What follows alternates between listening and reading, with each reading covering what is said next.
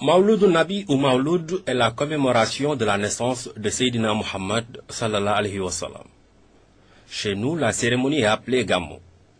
C'est à Tivaouane en 1902 qu'elle a été célébrée pour la première fois dans sa forme actuelle par El Hadj Malick Sy.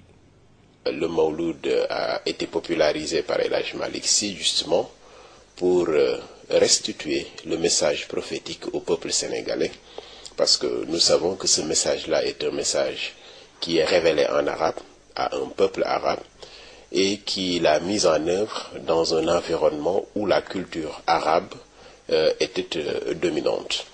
Donc restituer ce message à un peuple africain, dans un milieu africain, avec des traditions et des croyances africaines, est relevé d'une gageure.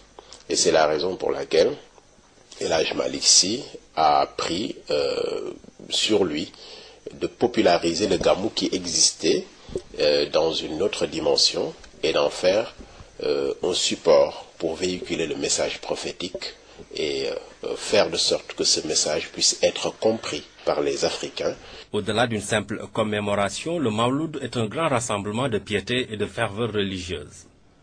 Au moment de partage des enseignements du prophète, paix et salut sur lui, qu'El Hadj Malick Sy donne en exemple aux populations.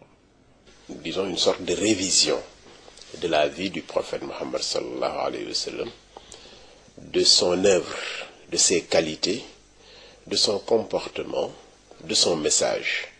Le Mawlud est aujourd'hui devenu un événement religieux à portée planétaire. Il est célébré par des millions de disciples de la tariqa tijane, mais aussi par tous les musulmans du monde. Cette année, Tivaouane va accueillir l'événement pour la 107e fois.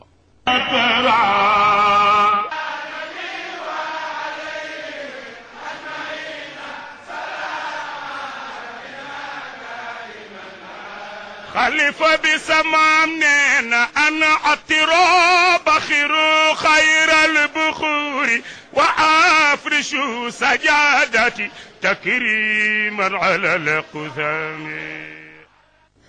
Le Bourd vient du mot Al-Bourda, le titre du recueil de poèmes de l'érudit Mohamed Al-Bousseiri.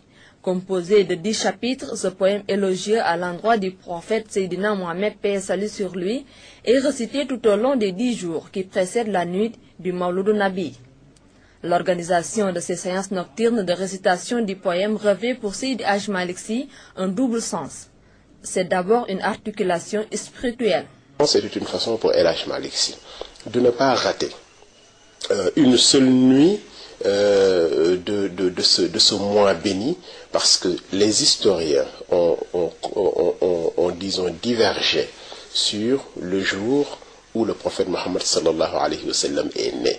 Et puisqu'ils ont divergé sur tous les jours, c'est-à-dire du 1er au 10e et au 12e, et il n'y a pas de sources qui disent que le prophète était né le 11e jour, mais la majorité, en tout cas les sources les plus sûres, estime que c'était le 12e jour.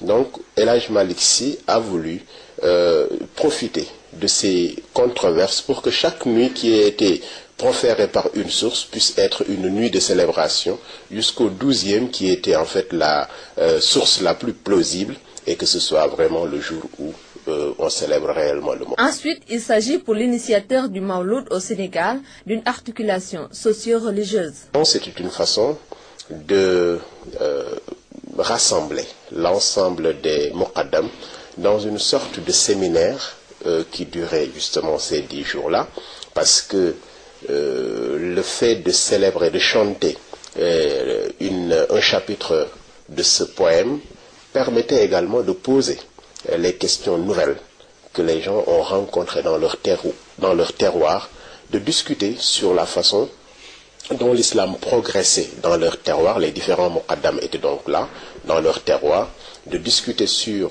comment faire de sorte que cet islam-là puisse progresser, non pas seulement géographiquement, localement, mais puisse progresser également dans les mœurs et les comportements. Et au bout de ces 10 jours-là, tout un programme était ficelé pour une année. Et le 11e jour était un jour de repos. Tout un programme donc était ficelé pour une année sur la base de cette sorte de revue de la situation de l'islam au Sénégal. Et on se retrouvait l'année prochaine pour faire encore une nouvelle évaluation et proposer un nouveau plan d'action. Le bourd a connu une décentralisation. Il est célébré un peu partout à l'intérieur du pays, dans la sous-région et même en Occident, là où l'on rencontre des disciples de la Tidjaniya.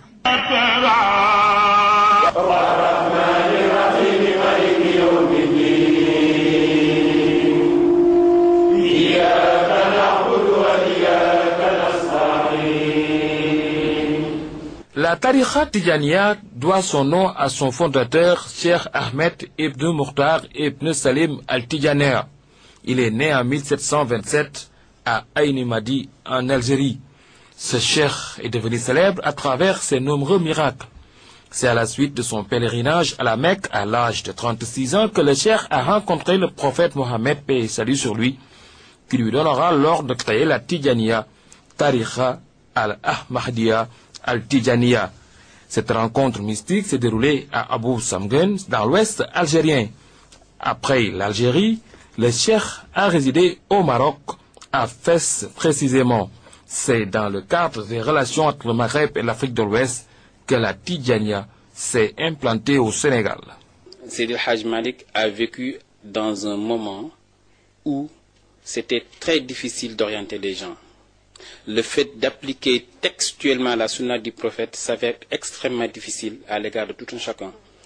C'est pour cela qu'il a adopté la doctrine de Seydina Cheikh Ahmed Tijani radiallahu ta'ala anhu, qui consiste à faire des dhikrs, à essayer de se rapprocher autant que faire se peut de la grâce d'Allah subhanahu wa ta'ala. C'est ça, grosso modo, la définition de la Tijaniya. Il n'y a pas une autre définition. Tout ce qu'on donne des fois à la tariqa, c'est des injonctions qui ne tiennent pas debout. Le prophète alayhi salatu wassalam aussi a dit quiconque prie sur moi une fois, je vais prier sur lui 10 fois, ou bien Allah va prier sur lui 10 fois, sachant que la prière du prophète se confond avec la prière, avec celle d'Allah subhanahu wa ta'ala. Et Seydi Hadj Malick, partant de tout ça, a su qu'il n'y a pas moyen de salut mieux que le fait de faire des dhikr et essayer de s'approcher de son Seigneur. Le lazim, la wasifa, le khadrat al-Juma sont les 3 piliers de la Tidjaniya. Avec eux, la Tidjaniya marque une rupture dans la pratique du mysticisme. Il ne s'agira plus du soufi enfermé ou retiré dans le désert, loin des préoccupations temporelles, mais du mystique essayant de traduire la force du zikr et de la prière en moyen d'affronter le quotidien. Dans l'enseignement de la Tidjaniya, il y a un grand souci de conformité aux préceptes de l'islam. Le cheikh avait largement insisté sur cet aspect. Seydina Cheikh, qui est le fondateur même de la tariqa Tidjaniya, avait l'habitude de dire: si vous entendez de moi une parole, pesez-la par la balance de la charia. Si toutefois ils ont un niveau équivalent, ça veut dire que c'est mes paroles. Si ça va au-delà ou bien en deçà des paroles du prophète ou bien du Coran, sachez que c'est des paroles qui me sont données, mais ce ne sont pas à moi. Donc on ne peut pas extirper la Tidjaniya de la doctrine islamique. Ils s'immiscent, ils se font même dans la Tidjaniya, dans la charia.